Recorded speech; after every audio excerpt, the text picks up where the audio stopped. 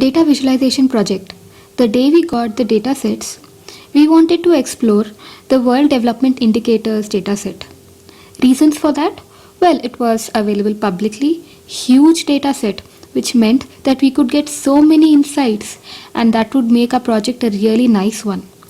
But once we took up the World Development Indicators, we understood the veracity of that particular data set.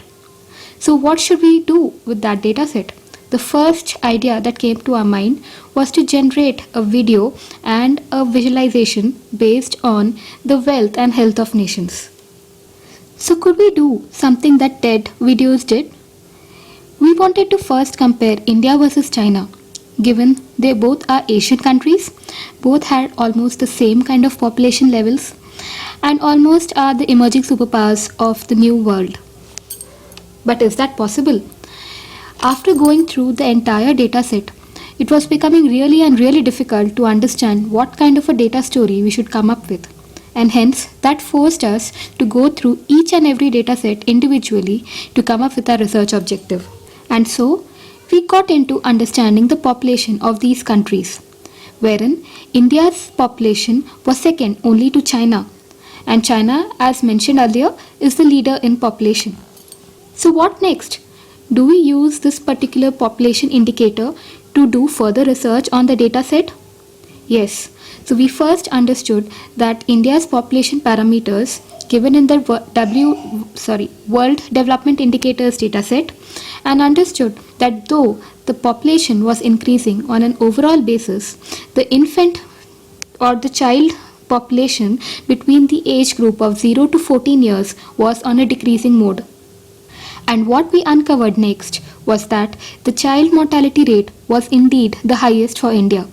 India has the highest burden on neonatal deaths, that is between the age group of 0 to 5 years. A normal Google search just showed that there were grim statistics with respect to the neonatal deaths in India, and most of them are due to malnourished children, and the high infant mortality rate was 89% for mothers below the age of 20.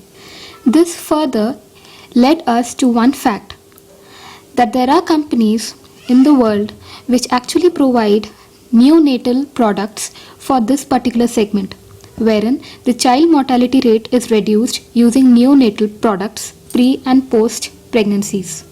And hence, if India is a market where the child mortality rate is at such a high level, there could be prospective products that could be introduced to this geography and might be a successful venture as well.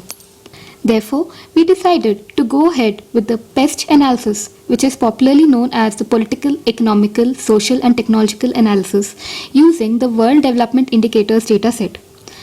For political analysis, we could use the import-export data. For economic, the income indicators of the population of India. Social analysis could be done using the health indicators, education, and the literacy rate. We could also use the population indicators for social analysis. Hence, we came up with an idea to use different visualizations to categorize each of these PEST analysis. So, we used different charts to depict the various political, economic, and social factors that could be used for the understanding of India as a market for neonatal products. Philips India is one such player which provides different kinds of neonatal products and also has its presence in India already.